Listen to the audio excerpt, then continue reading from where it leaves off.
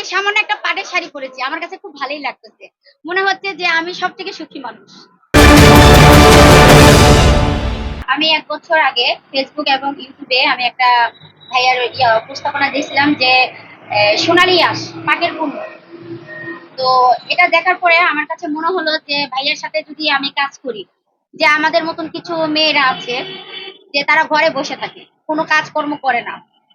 তো আমার কথা হচ্ছে যে আমি যদি ভাইয়ার সাথে কাজ করি, হাতে হাত রেখে কাঁধে কাঁধ রেখে, আমার মনে হয় এটা সামনে এগিয়ে যাবে।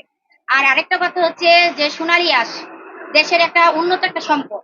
যদি এই সম্পদটা যদি আমরা কিছু মেয়েরা যদি কাজ করি, কুটির শিল্পী ভাবে কাজ করি, বিভিন্ন স্টলে, বিভিন্ন বাণিজ্য মেলা, বিভিন্ন স্থানে যদি দেশে বিদেশে এই কাজটা পাঠানো যায়, আমার মনে হয় দেশের উন্নতি হবে।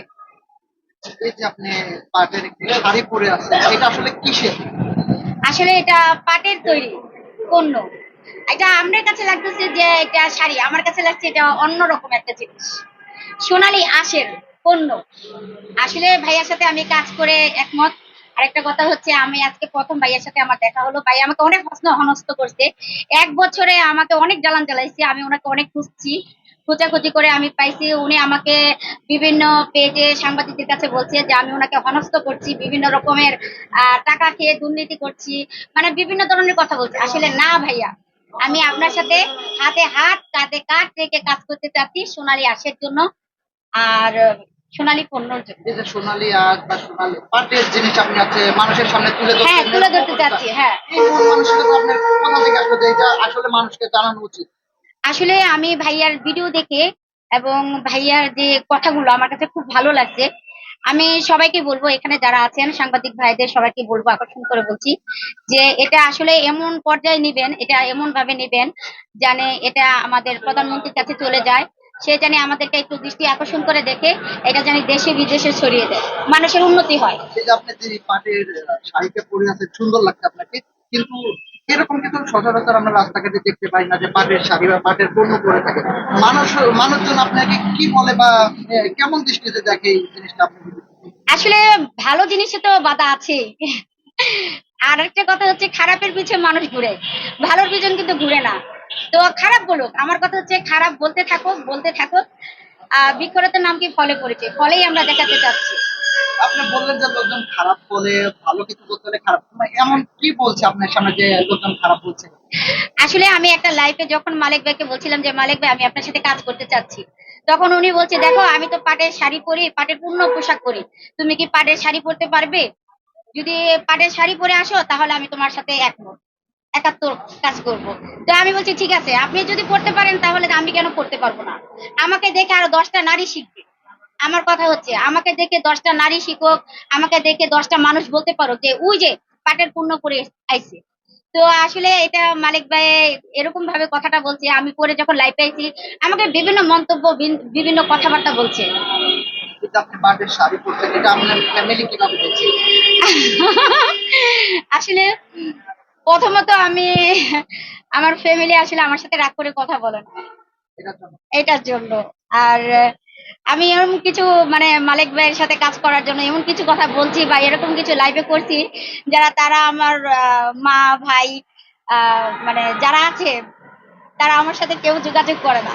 আচ্ছা, আপনার ফ্যামিলি যখন আপনার এই অবস্থায় ফার্স্ট দেখে তাদের রিয়াকশনটা কেমন ছিল?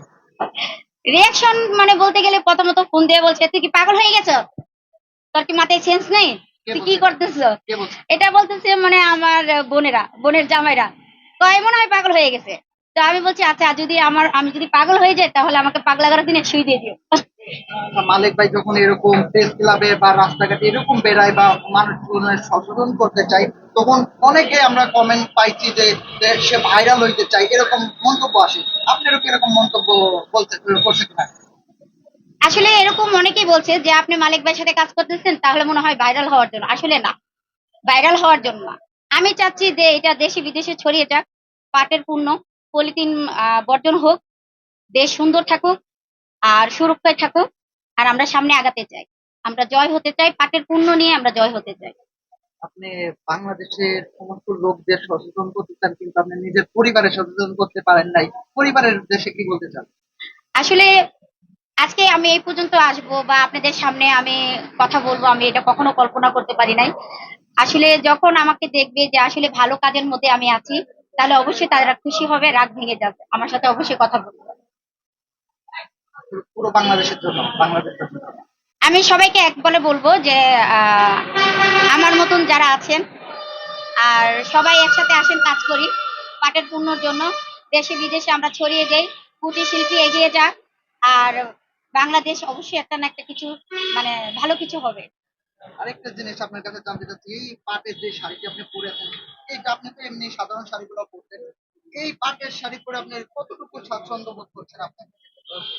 আসলে পাটের শাড়ি পরে আমার ওরকম কিছু লাগতেছে না, ভালোই লাগতেছে। আরেকটা হচ্ছে মনের বিষয়। মনটা এরকম একটা জিনিস, আমি আপনি আপনি লক্ষ লক্ষ টাকার জিনিস পড়তে পারেন, আমি সামান্য একটা পাটের শাড়ি পরেছি, আমার কাছে খুব ভালোই লাগতেছে। মনে হচ্ছে যে আমি সব থেকে সুখী মানুষ। আপনার কি মনে হয় এইগুলা সাধারণ যে আমাদের দেশের মহিলা বা মেয়ে বলি যাদের তারা এগুলা পরবে? আসলে পড়বে কিনা আমি জানি না, কিন্তু এটা আসলে আধুনিক ফ্যাশন হয়ে যাবে। এই ফ্যাশনটা কি প্রসেসিং এর মাধ্যমে আরো সুন্দর করে তুলে ধরা উচিত ছিল না?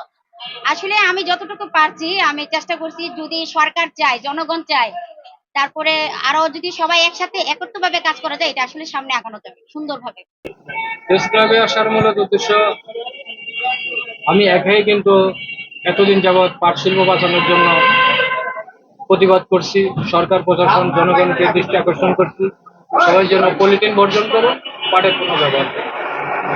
তো 1 বছর আগ থেকে উনি কিন্তু বলতেছে, ভাই আপনার সাথে কাজ করতে চাই, আপনার কার্যক্রমগুলো আমার কাছে খুব ভালো লাগে, তাই আপনার সাথে আমি সহমত প্রকাশ করতে চাই। তো আমি বললাম যে ভাই, আমার মত না, আমার মতো লোকের কাছে সহমত প্রকাশ করবেন, তবে আমি তো পাটের সালা পরি, আমার সাথে কেন সহমত প্রকাশ করবেন? তো আমি তাহলে পাটের শাড়ি পরবো। তো সেই ক্ষেত্রে উনি বলছে পাটের শাড়ি বানাবে।